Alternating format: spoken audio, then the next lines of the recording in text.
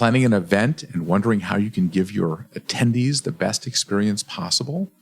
Take advantage of customized meetings with Hilton that make it easier than ever to incorporate health, wellness, and great breaks. Hilton will help you build an extraordinary meeting that attendees will remember. To book your next meeting or event, go to meetings.hilton.com. Are you a 9, 8, Okay, so we're gonna do the ad. Welcome to GatherGeeks, a podcast by BizBash, the place where people passionate about meetings and events come together. Here are your hosts, BizBash CEO David Adler and Editor-in-Chief Beth Cormanick.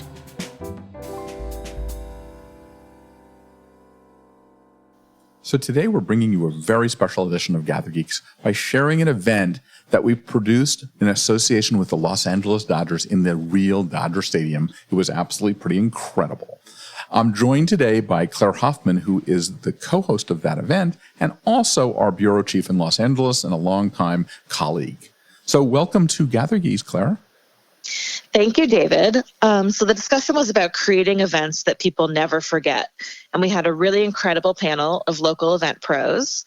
We had Andrea Michaels, the president of Extraordinary Events, Cara Kleinhaut, the founder and CEO of AGENC, Judy Levy, the founder of Levy, Pazanti and Associates, Justin Lefkovitch, the CEO of Mirrored Media, and Sarah Shewey, the founder and CEO of Happily.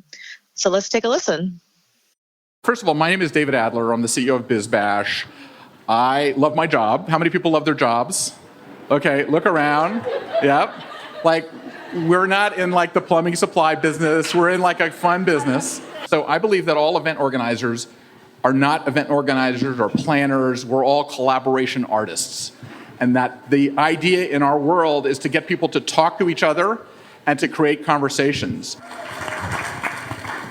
So I want to introduce Claire Hoffman, who is our LA bureau chief, and we've worked together for almost 15 years, almost 15 years. Yeah, 2012, 13, yeah, something yeah. like 13, okay, who's counting? Yeah.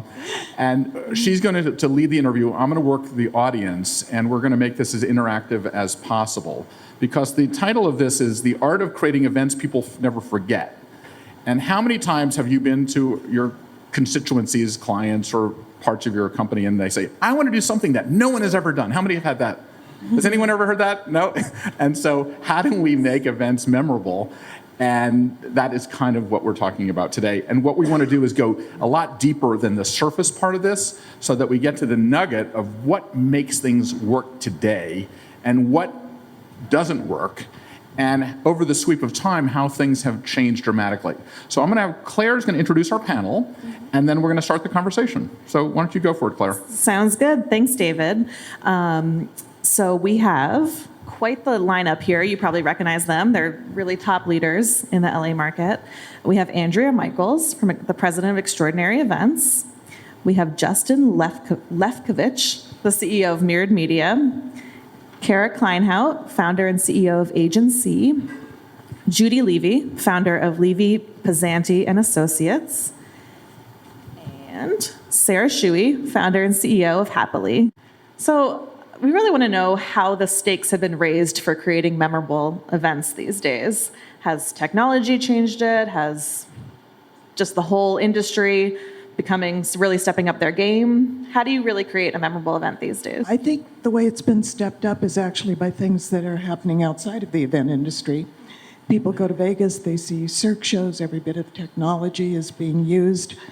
They're taking a look at the Game of Thrones and what the heck is going on there, and they have the same expectations of us when we do an event without the budget.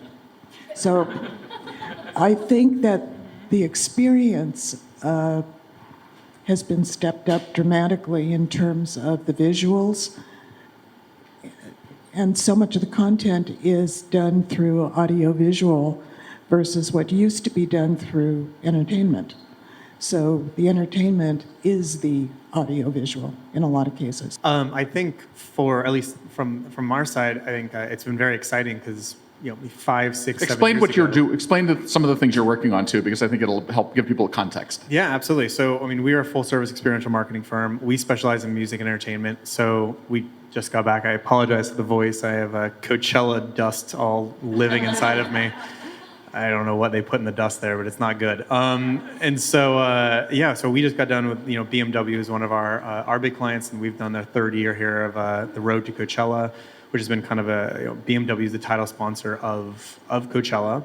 And obviously it is not a partnership that makes sense. So we got, tasked with creating a narrative that makes sense of why is BMW at Coachella and creating something that's authentic for millennials and for Coachella goers, which is a very finicky group of folk, myself being one of them. So I think we really looked at this creative partnership and on-site experience. So for this year, for example, we partnered with Khalid, who at the time 6 months ago we're like, oh, I think this kid's gonna do some really good stuff. And luckily we picked right. He's the #1 artist in the world. Which is very nice at the moment for us. So it was a very exciting couple weeks here with him. He created a original art for us that wound up living on his van. It was the title, the front cover of his album, and then got wrapped on a fleet of BMW I series that took the road to Coachella with 30 of our top influencers, everyone from Liza Koshy to Paris Hilton and everyone in between, kind of took their own road to Coachella, documented it via socials. And then on site, we produced a really fun pit stop, exclusive event where you got to come actually hang out with Khalid, buy exclusive merchandise, a bunch of other things happen within the works. Last year, we produced the largest party in Coachella history. It was 6,000 people, hosted by Kylie and Kendall Jenner, live performances by Diplo, Lil Wayne, everyone in between, Post Malone. I don't know, I can't remember all the people. And we had individual activations that basically told the story of tent poles of BMW. So, BMW I is all about sustainability. So we created the first ever massive neon. I'm sure everyone's been to the Broad and seen the Infinity Room. We created a life-size Infinity Room that a BMW i8 could park inside. So you got to create very original and insane content. So for us, back to the question, I think it's very exciting because 10 years ago we had explained what experiential marketing was. This was not something that was out there, and we had to convince our brands of like, hey, this is something you want to be doing. This is where the passion is. This is where you're going to get the shareability. This is where you're going to get people becoming the brand ambassadors for your brand by becoming these massive fans of like creating a moment that is an emotional moment that they're going to take with them and brag to their friends that they were a part of. And so now I think this is a thing that people know about, and brands are now realizing, oh, we need experiential departments. We need an experiential AOR. We need to actually take some money from traditional media and put it towards experiential because it's getting us a higher return on our investment. And I think that for us is very exciting because now we get to play with, our budgets keep getting bigger. And I think there's also this idea of immersive experiences, which now everyone throws that word around, but to really get to do something immersive and special where you are, really diving your audience into what you're doing, I think is a very exciting thing for us that the brands themselves are identifying this as an opportunity. And then obviously with technology as it continues to advance, from our perspective, to be able to meet with technology partners and figure out how we can custom tailor that to the stuff that we're doing is really exciting. Cara. So I think your original question is like, what's making it more memorable, and why has the game been stepped up? I think also the fact that we can all see what everyone is doing out there. So it's no longer just if you went to the event, it's like we see everyone's, not just their events, their experiences, the campaigns from start to finish. And I think it's raised the bar of what we know consumers want to see. I think for us, our first question is always, well, who's coming? Who's the target audience? Can you give a little context of what you do too, so that people understand for which where one? where you play with the kind of events that you do? So just to give people the context. For example, we do the in-group health conferences. We do all their summits. And so for that, it's really about knowing who is that customer. And all of those, it's mostly women, but those women go to every type of event that they want to go to. And there's something special that happens. And once it happens there in that immersive environment that's set up, that is, they walk in and it speaks exactly to them, whether the design of the space, the speakers, the campaign starts way before they ever get there, how it's seated along the way. So by the time they get there, they are so excited to walk in that room. And yeah, they all become brand ambassadors. They all become amplifiers. Everyone at this point is an influencer, whether you're speaking to 100 people or 100,000 or 1 million people, you are influencing your immediate circle. So they walk in there and they immediately start raving about and sharing about what they're doing. And then it just keeps growing. And then they want to go to the next one and the next one. And it keeps, you were saying like, what makes people want to come is that they see that and it's something special, and then they're like, I want to go to that next one, especially for consumer facing where they are selling tickets and it is possible to go if you want to. Judy. Okay, so for me, it's a little bit different since I do almost all nonprofit events. Wait, before you have to tell a little bit about your background in order for people to understand where you're coming from. Okay. Because she is one of, like everyone here, are either icons or future icons. So I have, my business is 39 years old this year, so we're the oldest event firm in the greater LA area. And before that, I was in politics for about 11, 12 years. So I did a lot of national and international, national and statewide campaigns and 3 national conventions. When I started with my company, there was not a special events business. So I helped create this business with one other firm. What makes it different for me nowadays is that there's many generations. So how it's changed, we've all learned from each other. And for me, my favorite thing to do is to be a mentor. But it's a two-way street. I learn as much from my young mentees as they learn from this old mentor. And it's interesting because as the years have gone on, obviously the industry has to change, and it has, luckily. And it's become much more professional.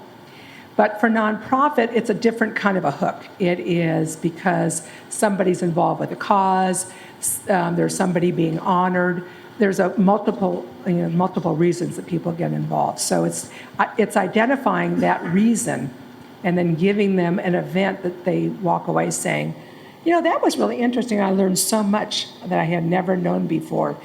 So it's, for me, when I do special events, it has to be 50% money and it has to be 50% awareness. Otherwise, you shouldn't do a special event. You should just raise money. And I also become obsessed because most packages are sold and most tables are sold, not individual tickets. So then I have to have an event that is so compelling that all the guests of the people that came now want to become donors to this organization. So it's a lot of planning and having something that's entertaining. You get your message across, and then they hopefully become donors for several generations. Okay. Sarah. I mean, great answers.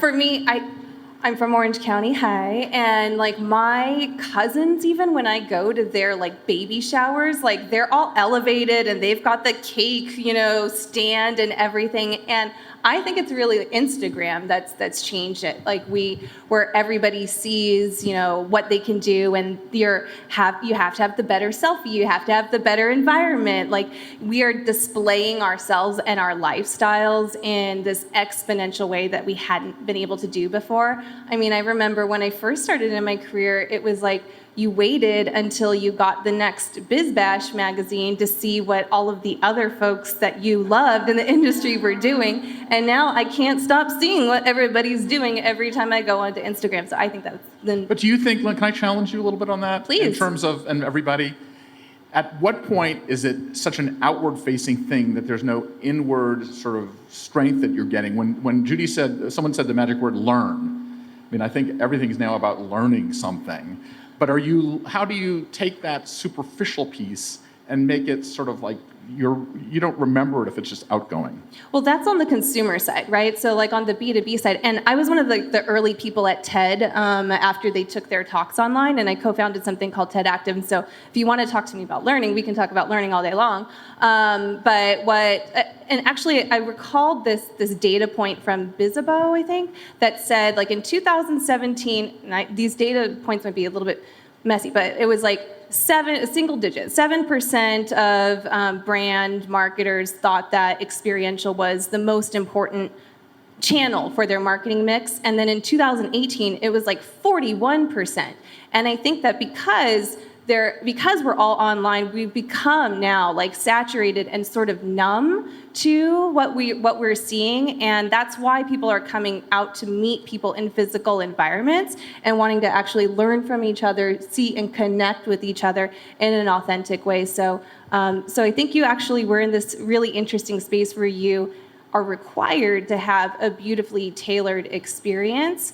And our audiences are now slowly coming to us to more self-awareness that they also want to be learning from each other and learning about themselves through the process. So who I has wanted to okay. comment on that because I was just reading in The Atlantic last week about how styles of content are changing. And I think how that relates to what we do, because obviously the live experience is the staging ground for great content, right? For both consumers and the brands.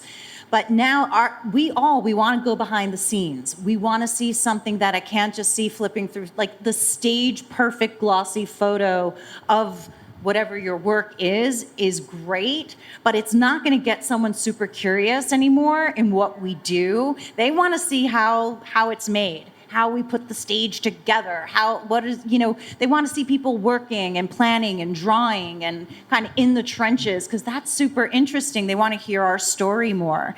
And that was, something I had to learn, because also, I'm so used to putting like the perfect feed together, but that doesn't tell our story or let anyone connect to what we do. And since kind of changing that strategy a little bit, actually thanks to Jake, who's on my team, who's here, just changing up that strategy of how we present ourselves and our work, and it's allowed, we've seen our engagement go up on that. I call that breaking the fourth wall. Yeah. That in a sense that people want to get, that's a big takeaway, that perfection. And I was the oldest person at the Teen Vogue Summit this year. And if you think that they don't care as much about the setup as much, it has to be planned and intentional, but it's not what it was. No, and I'm coming, just basically, I've got a lot of information from everyone here. One of the things when we go back into the past and the present is that we call experiential, people have to have experiences. Well, they always had to have experiences. The experiential is nothing new. No, it's not. But I think what's different, and I credit BizBash actually on this, I think a lot of people look at your publication for pretty and to see what people are doing. But what you're doing is delving deeper into the why events are being done. And the questions, to me, that's the interesting part of the articles, to look at what everybody here is doing and understand, why did you do what you did? How did you get to it? What was the purpose of it? What did it accomplish? What's the data behind it? And I credit you, the only publication that ever did that, but that's why I look at it. And when that goes out on social media, that's where people learn. I think what you're seeing right now. Oh, sorry. I was just say one thing. What Andrea said is that I can tell you when it comes to fundraising, especially with sponsors, media impressions. They're all into social media, and your sponsors coming back or new ones coming in are always ask how many impressions were there and what kind of. They want to see the entire press that came out of that event. I was just going to say the trend of it's 7 days out right now on Netflix is a really amazing doc that looks at all these really incredible, moments, and like the Derby and the dog show, the Chanel show. There's some really amazing ones on there, but I think that's the fascination of how hard it is, because I think we all know how hard it is to do our jobs, but I think that there is this interesting, voyeuristic sense of, for, our guests to be able to now see, like, oh, this is what it took to put this on. And that show shows it better than anything. People are very interested in what it takes to put on these massive, massive experiences. But do you remember that more? Do you remember it? Like we talked about, how do you make these events memorable? When you have that piece of behind the scenes, it makes it a little bit more memorable than whatever's in front of the stage. 100%. Even if you look at, talking about that BMW piece, that piece is literally our piece of content is what's the road to Coachella for these artists. So our content around that is, how does Khalid, how does Hans Zimmer, how does Marshmello, how does Portugal the Man, how do they prepare for Coachella? Right. They're about to take the largest stage in the world. How do they prepare for that? What does it look like? I believe that an event starts the minute you start planning it.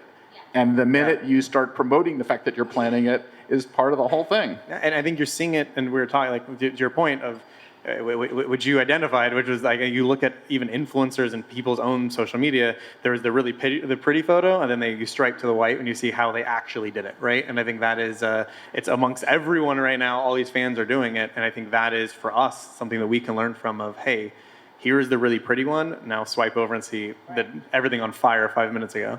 Right, exactly. We used to always say that, like, we don't walk the red carpet, we build the red carpet. And because, we'll get these kind of calls like, oh, I really want to go into experiential. It all looks so kind of, I'm like, it's hard work what we're doing. But to get back to your point, like, we can't just think about the live experience and just in this little box. It's, it's what's happening before, how is it being seeded and promoted, and who are we talking to? I think that's the most important thing, is who are we talking to, so then we can build an environment so that when they walk in, they are just going to go crazy. Because whoever that is who we're catering to, that informs the entire design of the space and what we're even talking about and why it will be memorable. If we're not designing to the right person, it won't be memorable to them. I think that's such an important piece in my own experience of just making sure we got that right. But then also, how are we collecting data? How are we proving what we did worked?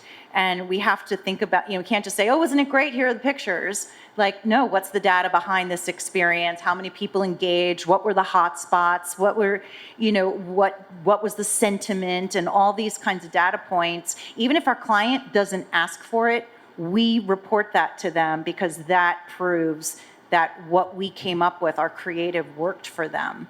And constantly having to prove our worth in a very competitive landscape. So that those data collection points, I think, are super important. But we're talking about relatability, right? And if you think about other artists, whether they're comedians or actors or singers or painters, what makes them have these products that deliver at this level where we call it art, and the same way where I think experienced producers and creators start to come to that level of art is in a deep understanding of a particular subject matter and being able to produce that into a capsule or into a product that then becomes bigger than you and is relatable to many, many, many people without you having to tell them what they are looking at and what they are experiencing.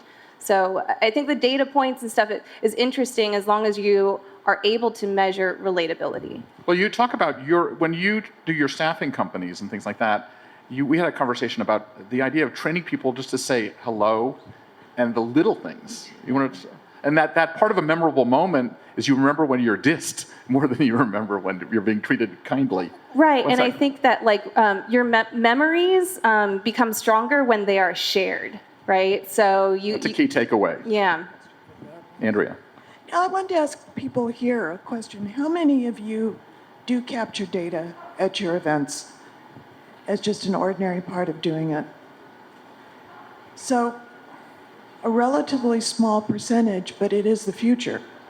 And it will determine how we do everything in the future. So I think that's something we need to We got a long way to go. explore. I interviewed the head of Walmart events during one of my GatherGeek podcasts, which everyone should listen to. And I asked him, how do you do your ROI? And she says, we don't really know. This is Walmart. It just shows and I've been having the same conversation for 25 years because there's no standard either. So I don't know, does anyone have that same issue, that ROI is hard to calculate? I mean, we've noticed that we actually started to work on an event ROI calculator that will release with TechCrunch next month. But one of the things that's interesting is I think that social media shares and followings and engagements, that's kind of one of the standards for measuring the efficacy of an event. And then there's also this NPS score, your Net Promoter Score, which basically says it's kind of tied to social, where it says if you score high, you have someone that's a promoter, will recommend it to a friend. But neither of those are tied to a dollar. So if you're doing something where you're trying to get people to purchase things, I think that's where so far the ROI is missing. The money conversation is missing out of the conversation. Yeah, I think it's really hard because even with our campaigns, we'll do, for instance, social media is easy in the sense of you can see, okay, cool, we got 1 billion earned media impressions with $1 spent, awesome. that's great. And You get a good pat on the head. yeah, exactly. There's obviously a value associated with that. There's a value associated with the actual PR dollars of, okay, cool, we got all these different publications in the news, and there's money associated with that. But it's how do you get beyond that? How do you get to, okay, you have, with 5,000 people come to this event, and each of those walked away and created their own original content.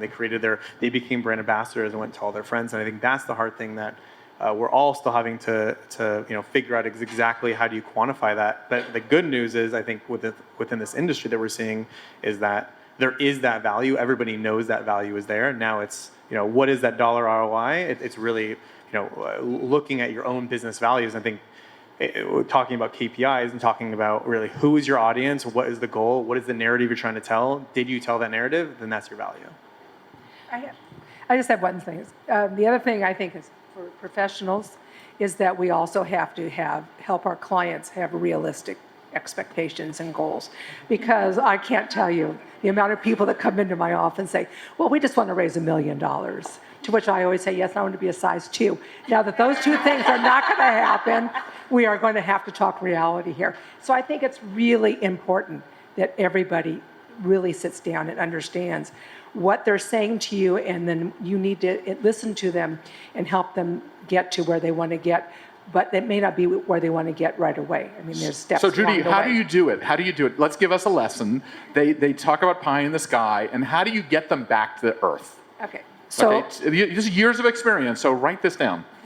So I've created a lot of events over the years, and started a lot of nonprofit organizations. And one of them was the children affected by AIDS. And I created this event called Dream Halloween. And it was a gentleman at Mattel. And so he said, we're going to raise $1 million. And he's going on. And we had Toys R Us, we had Mattel, we had everybody. And I said, Joe, there's not a chance of a snowball in hell you're going to raise $1 million. So you may never, ever say that again to anybody that we're talking to. I think you're going to raise $500,000. So let's tell everybody, let's make our goal $250,000. You and I will have this little secret thing that's $500,000, and I'm going to help you try to get there because you have so much on your plate. You have so many things happening right now. Then we had a lot of celebrities, and we raised $500,000. But it took a lot of restraint, always like roping, getting him to come back to reality.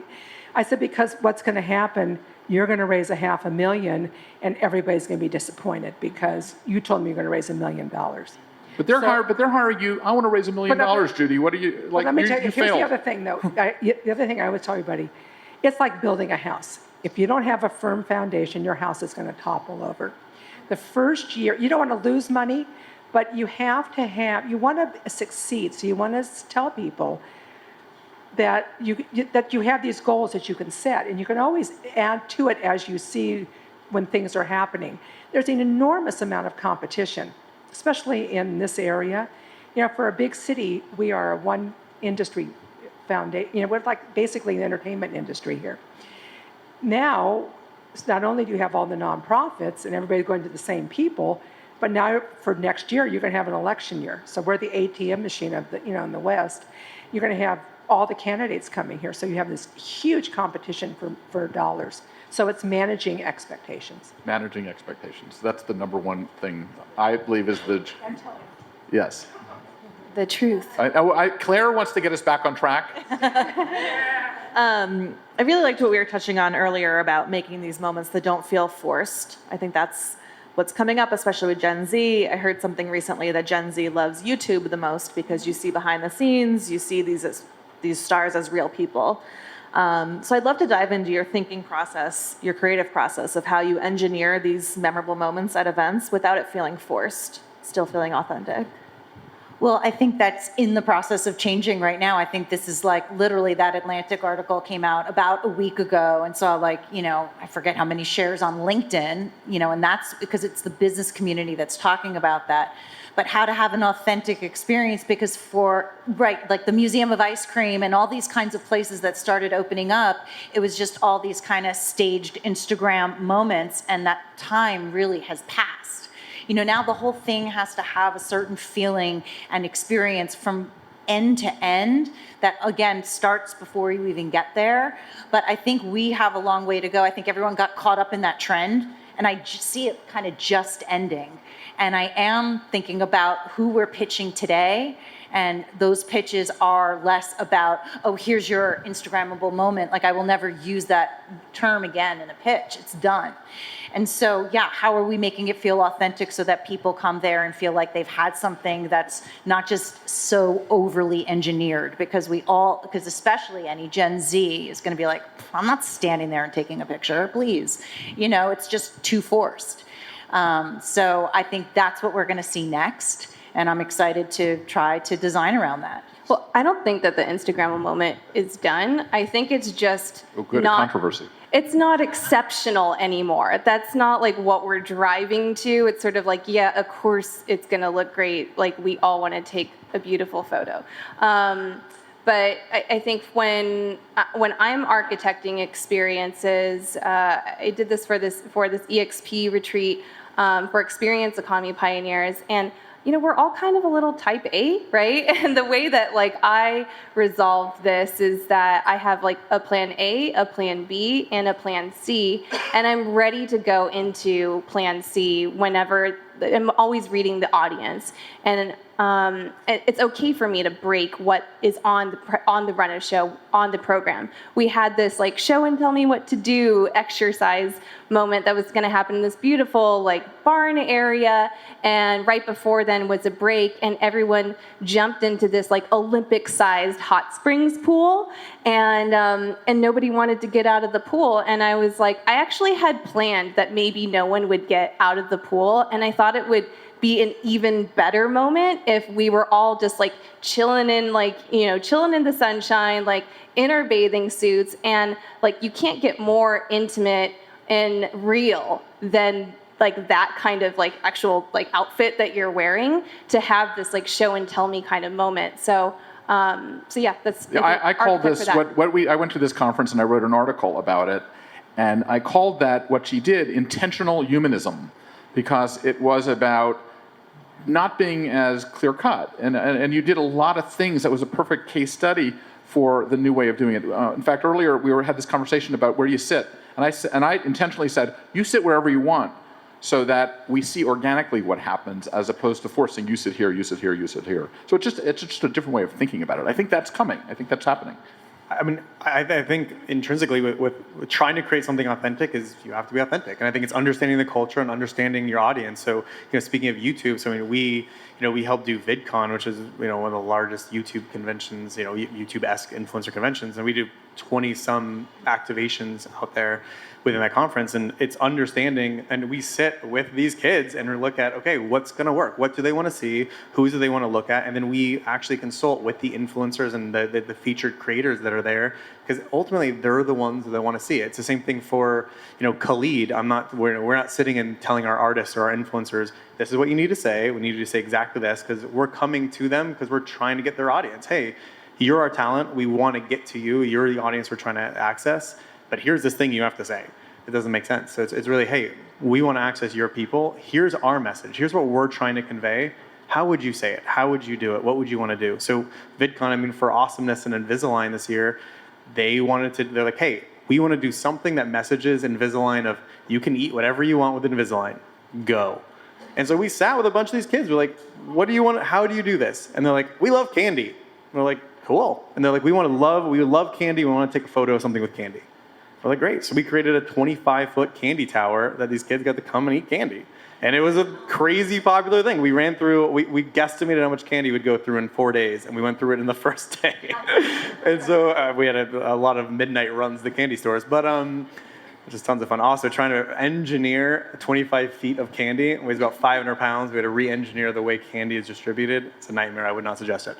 But it's that of trying to be authentic of Coachella, so you don't walk away sounding like me. Everyone wears face masks. So we realized, okay, cool. If we create a really fun bandana that is the culture of Coachella, and now all of a sudden, all these influencers and everyone want to wear our bandanas because it's the thing to do at Coachella. So now I don't have to ask Liza Koshy to wear a bandana. She wants to wear this bandana.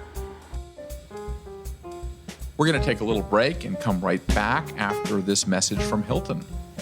So when's the big event? Hilton's here for planners with their exclusive customized meetings. Become a wow maker and save time by letting Hilton help you present an extraordinary event, one that leads to memorable and meaningful connections. Visit meetings.hilton.com and let Hilton help you.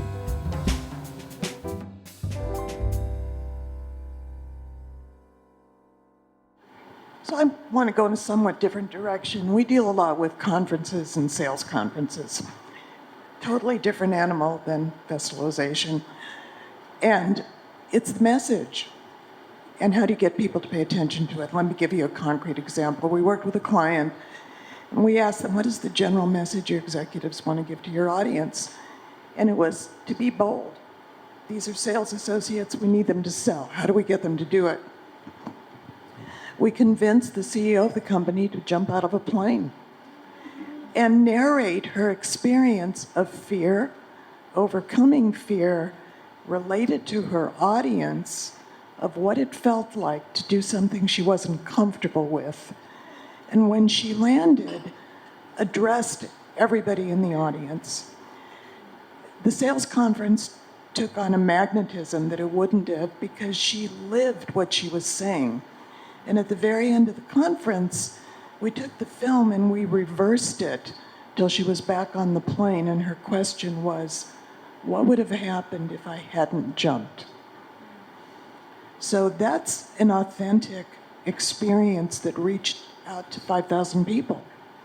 Well, you also, I mean, that same experience is for 5,000 people, or your company holiday party, or your sales meeting, or your team meeting, to elevate everything to a higher level in our business, really. Judy? You know, I was, again, because I come from the nonprofit side, is that, you know, I do a huge amount in the entertainment industry, which is nice, and I have all those celebrities and everything. What sells at my events are the people that get up on that stage, whether it's the kids or it's somebody that, for dealing with sexual abuse or something, is somebody telling their story. And that's what really sells. So I can have all the pretty, you know, entertainers, and I can have all this other wonderful things, but it's the actual genuine stories. Is that the stuff they remember, though, right? Because you're breaking through, we're so celebrity crazed that it's just one more celebrity. You know, people ask me often, you know, about some of my events, and again, I've done almost every studio agency. They're all my clients. Did a lot of premieres. They were all wonderful and everything. But I think the one that resonates with me the most is we did the very first event for Nelson Mandela when he was released from prison, when he came here. And it was watching the kids in the audience watch him. And I don't think there's ever going to be anything that even comes close to that. Because again, it was such a real story. And it was nice I had every single celebrity there. But it was watching the kids watching him that made all the difference. Everyone wants an emotional connection. Everyone wants that emotional one-on-one of this is touching me personally, and I have this authentic, organic, personal relationship with this thing that I'm being marketed to. Is it emotional or intimate, or is it the same thing? It's both. I think. Well, and we were talking about this earlier of South by and Sundance and everything else, that we're seeing fluctuations in attendance from our brands, and I do think that we are going towards a more intimate experience that everybody wants, where they want a more, not necessarily one-on-one, but definitely a more VIP and intimate feeling, where it's smaller attendance, but still that same scale of production. But personally, for me, I think what we've been seeing, and the stuff that I look at going to events that I'm like, I love this. It's something that touched me emotionally, and I'm walking home, and I'm going home, and I'm like, hey, this is the really crazy thing I experienced. And I think it has to do with that emotional tie of, and you know this, but I was a professional magician when I was a child, and when I was growing up, I was a touring magician. And I think it's that same thing of I could do the craziest, most technical trick known to man, and I don't get any feedback whatsoever. I do something so stupid and simple, but has this crazy emotional connection with the person, and they flip out. And I think it's that it really doesn't matter, and I think we've all done it, where you can create $1 million of decor, or you could do something much more simpler, but the experience is there, and that's what people walk away talking about. Well, Sorry, I was going to say that goes back to the magic of what we all collectively here do. We get together in a room and we have deep connections. And I think that's what our jobs are, is to create these environments where people can connect. And that's what's always been, whether you call it events or experiential or whatever it is that we're human beings and we're getting that connection. I'm going to bring up the word that I use all the time on this. Whenever people get together, I learned this from Scott Heffernan, who does Meetup. He said the most powerful word in the English language is the word let's when you go to an event. Because every time humans get together, they say, let's get a lunch, let's get a dinner, let's hook up, let's start a revolution. And so the idea is that all that decor and all that stuff is to democratize the room so that you can create a playing field for people to talk to each other and give them permission to interact in many cases. So all the things that we're doing, no matter what, comes down to how do you connect? And before we wrap up, I want to make sure to ask one question I'm very curious about. Sometimes people will never forget an event because something went wrong, so they'll forget for the very long reasons. And how do you deal with mistakes and operational disasters? I have such a good story. I just have to tell it. It's a really good one. So we've been working with Essence for the last 12 years. We do the Oscar Week, Black Women in Hollywood Awards. And one year, so Common is up on stage and he's introducing, I forget the honoree, but I remember him as the presenter. Thank God it was him presenting. So, and he's like, all right, now let's watch the video. And as a producer, your worst nightmare, it doesn't roll, right? Okay, so we had no one has ever had that happen before, right? Never, I'm the only one. So we had a technical glitch, okay? And in 12 years, that was our technical glitch, our one. And so everyone's like, 3 seconds feels like 10 minutes. He just all of a sudden goes into this freestyle rap poetry thing on stage. So we just turn up the lights while our team backstage is, on walkie or getting it re-cued. And he just did this whole magical freestyle thing on stage. And it turned into like one of the most amazing, memorable moments of the whole program. And it was totally ad-libbed. Again, thank God it was Common who was on stage. And then we got the tape going and the show went on. But, that never would have happened if we hadn't had the technical glitch. And once the show was over, my client came over and gave me a good hug. She goes, oh, you got lucky. And this is someone I have a really long relationship with, but just had to tell that story when you mentioned a technical error. None of us have other stories either. Okay, so mine was back in my political days, and I was doing Jerry Brown's re-election for governor the first time around. And so I was doing this big dinner in LA, and then there was another dinner in San Francisco. And I had a person on the ground in San Francisco who was taking all the reservations and doing all that kind of stuff. I flew up there a couple of days before, did seating, which is my single favorite thing to do for any event. And everything is fine. It's Jerry's biggest dinner in the history of his campaigns. And I see this guy walking in who is his single largest contributor, who's sitting with the governor, which is fine, except that he has 10 people with him. The person, I found out over the course of an hour, gave me everything except for the people that were due money at the door. And I had 237 people walk in that I didn't know about. So not only did I have to redo seating as they were walking in, because I didn't know about them, but I had to figure out how we're going to feed these people. And you had to pay in advance for a hotel. I had somebody give them a credit card. And somehow it all worked out, and nothing has ever affected me since that time, because if I can handle 237 people walking in and redoing seating, and somebody had a heart attack, it was like, and the event was fabulous. Well, happily, in case you didn't know, we rapidly assemble event teams on demand, either like a la carte or full service. So basically, everyone's issues that you have, I hear about it. Like, we get the call and we're like, we need 50 people now. Do you have a producer that just knows how to do this? And we're like, in 5 minutes, we'll get it for you. So I live through that all the time.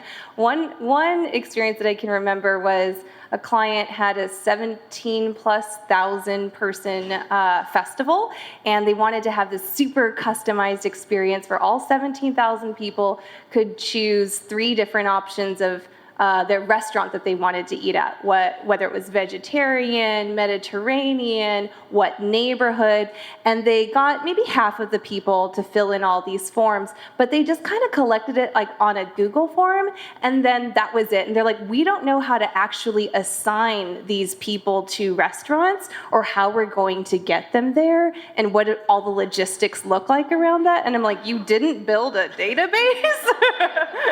And this was a week before the show. And thankfully there are like on-demand services like mine or like Upworks, and we were able to cobble together a 24/7 team of database folks, programmers, experiential, to come all together and fix that. That was probably one of the craziest things I've been through.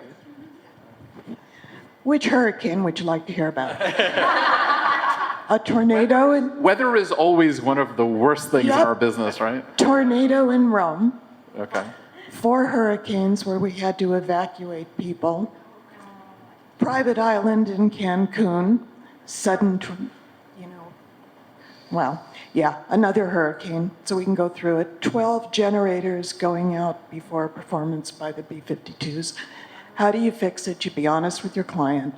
You tell them what can and can't be done, and you do the best you can do with the most professional crew that you've got, always. Yeah, I mean, mine too was actually was weather as well. Probably one of the worst days of my life. We produced something called the Race of Gentlemen. It was a 30,000 person race on the beach. It happens every year in New Jersey, and they wanted to do it here in LA or in California. So we took over a beach in Pismo Beach. And the idea, it's actually a really cool thing. It's done by the Oilers. It's one of the oldest, one of America's oldest car clubs. And they wanted to recreate racing on the beach from the 40s. And so you take all these original vintage old cars, and they're like tank shifter bikes and old vintage cars, and they race on the beach. It was really cool. We heard there was a storm in Florida, and they're like, Coast Guard came and warned us, like, hey, you might want to move everything back a little. So we took our entire event and moved it in. And I mean, we're talking, thousands of feet of K-rail. Everything from the event has to be authentic. So all of our tents are real circus tents, all fabric, all wood. We have wood bleachers. We have to take everything up out of the sand, move it back. It was a huge, humongous thing. That night, the weather actually hits, and it wipes out our entire event space. Everything. Our fencing is in the water. Our K-rails are in the water. Our bleachers are buried. And I think that is that situation of, again, it's, hey, client, this is the situation. This is where we're at.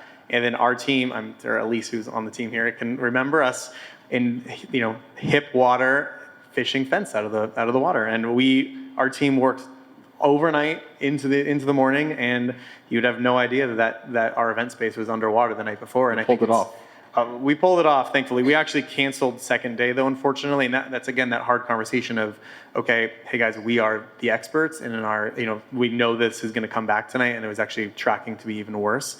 And we knew it was not, the safety concerns were too high. We have 30,000 people standing next to racing automobiles on a beach. There's just too many factors. And I think that's where we're like, hey, unfortunately, we have to cancel second day, which is terrible because you have 30,000 people paid tickets, and now we have to worry about the logistics of that. But ultimately, that headache is way better than one person getting injured, because that is just something I couldn't live with coming out of that. And knowing that this was an issue, I would never wholeheartedly be like, yes, Mirrored stamps our approval on this event for a second day.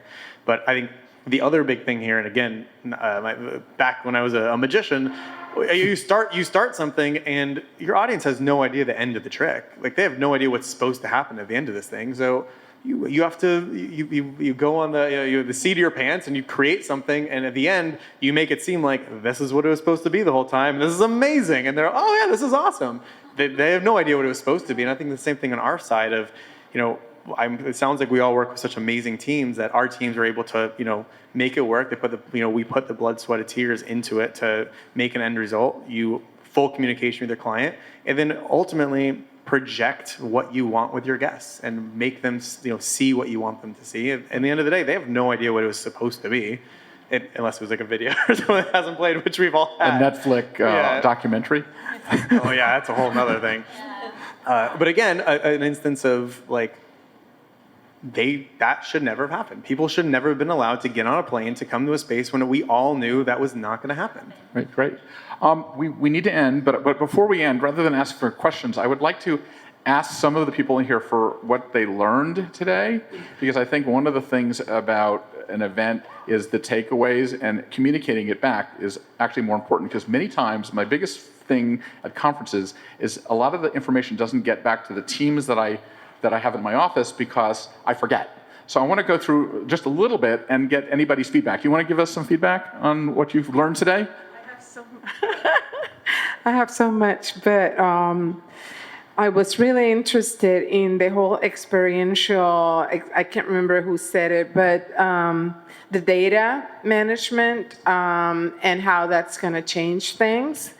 Also, obviously, what you just said about, we've been through that, the whole thing where your whole event falls apart, and I can relate very much. And then, most importantly, at the beginning, someone mentioned, forgive me, Mrs. Levy, right? Or Miss Levy? Judy. Oh, okay. It was great to know, what bringing the new candidates is going to do to the nonprofits, because I also work with nonprofits, and it will be too long for me. I don't want to. You get the idea. Anyone else? Any feedback? Do you want? So I liked hearing where our new experiences are going to be going to, how we're going to be focusing more on the raw experience versus the picture perfect, because I feel like that's kind of been outdated where everybody has the same picture over and over again, which is great, but at the same time, you want to see how you get there so that we can focus more on the raw versus what we expect. Right, anybody? Okay. Joanne. I found the generational component of this panel to be fabulous. I mean, we really ran here from one end to the other, and each one of you had something very significant to contribute. And for me, being of the Judy Levy, Andrea Michaels generation, I really do applaud the enthusiasm and what everyone brought to the table today. Thank you so much. Anyone else? Feedback. We have two more. I would say this is the first time I've heard the word immersive used equally to experiential. So that's changed. Anything over here? We haven't hit this side. Okay, what do you think? What did you learn? I think following up on, I think Jasmine was saying it, with the fact that it's less about what you see, like the picture perfect part, but behind the scenes, because I think that's something that people need to see is like, why is this person important? Why do they add value to producing the event, and what goes on? Like, how much work do we put into producing these events? So thank you for that. Two more. Anybody else? Yeah, no. So I think what was great is reiterating the importance of the emotional connection that you're showcasing through your shares for your events, which is, it's really important these days. One more. Who's got the? Okay, right here. Hi. So as a non-millennial, I feel very. Okay. So, yeah. So I'm a work nonprofit, but so everyone always wants to have the more techie, the more showy kind of an event. But you really have to understand your audience. And if your audience are non-millennials, they're not going to resonate with that. So much of that is going back to who is your audience and what are they going to connect with.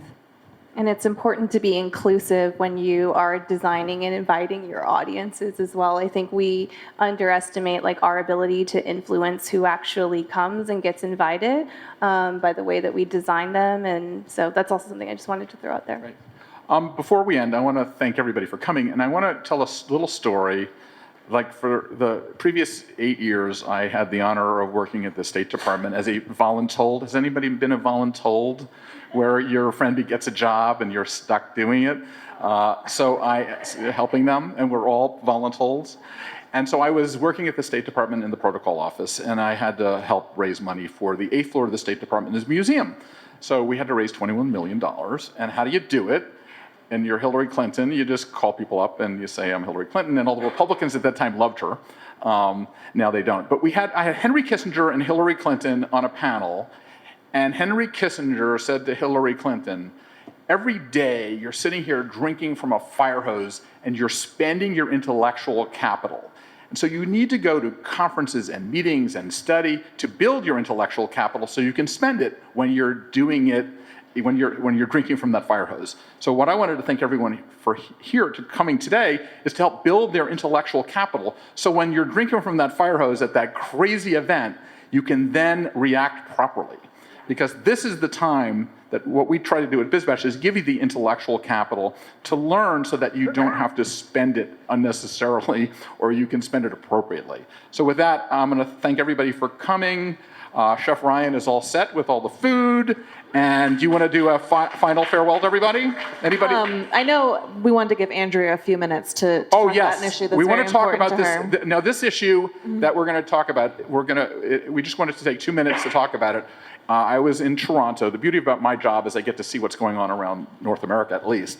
And there was this whole panel on human trafficking in the hospitality industry that Andrea has become an expert on. And I want to spend 5 minutes letting people know about this before we go. And it's not a downer. We want to make it And it won't even take 5 minutes. Okay. Staggering statistics. I read yesterday that Jeff Bezos is worth, what, $143 billion. There's another business which exceeds that. It's called human trafficking, which is a $150 billion business. This isn't just sex trafficking. Sex trafficking is 17% of the problem. The rest is human trafficking. And the biggest perpetrator of trafficking is the hospitality industry. So whether you're talking about Coachella, whether you're talking about a corporate meeting or a Super Bowl or whatever, it is happening. And I bring this up only to say that we need to be aware. It is not foreigners coming into the country being trafficked. It's your next door neighbor's daughter. You need to look out for it. You need to be aware of it. There are things you can do to report it. You need to encourage legislators to acknowledge it. In Atlanta, I got on the train, which is, of course, an endless ride to get your baggage. And every 3 minutes, there was an announcement about if you see a victim of human trafficking, here's where you report it. We need to be very active when we do it. I'm part of the Sheriff's Task Force here in LA. We have the ability to mentor survivors, offer them jobs. We need to step up. If you have any questions about it, I'm here. Bottom line is that what I'm noticing in the Canadian experience is that do not do events in hotels and places that have human trafficking records. And there's a website for that you can actually check that. I don't know if we have one in the US, but I know that there's one in Canada. So it's something that is another thing that we should do to make sure our events are being done at the soul level for the right purposes. So. Absolutely. Thanks, Andrea. And if you have want to discuss that further, I know Andrea would love to. She's a great resource. Thank you all so much for coming. If we haven't met, please come introduce yourself to me. I'd love to hear what you're working on. And thank you to our lovely panelists. Thank you. So Claire, what was your big takeaway from this event? It was truly an event that was unforgettable, actually. It really was. And so many people came up to me afterwards to talk about how nice it was to hear from different generations. I mean, Andrea and Judy have been kind of founders of the industry, and it's kind of the more things change, the more they stay the same. They still had the same general ideas as kind of the younger crew. People want to be moved. People want something authentic. Even the Instagram bubble is changing a bit. It's not just about the pretty picture anymore. People want behind the scenes info. They want to really connect with each other. What's interesting to me was that sort of the older members of the panel were as inspired by the younger members as vice versa. It was a love fest between generations. It really was. And I think it was Judy talked about the importance of finding a mentor and how much she gets out of mentoring future generations. And I think that's something this industry really does really well. People need to listen to each other and learn from each other. And also, we had a reception afterwards, and that the Dodger Stadium people put together that was absolutely incredible. You don't think of a stadium as being that progressive and that forward in their catering and F&B side. So the whole event was fabulous, I thought. Absolutely. So Claire, what's coming up with LA and BizBash? So yeah, we have coming up in July 24th is our BizBash Live Los Angeles. So if you enjoyed hearing from some top local event pros here, come check that out. We're going to have a great group. It's going to be at the California Market Center on July 24th.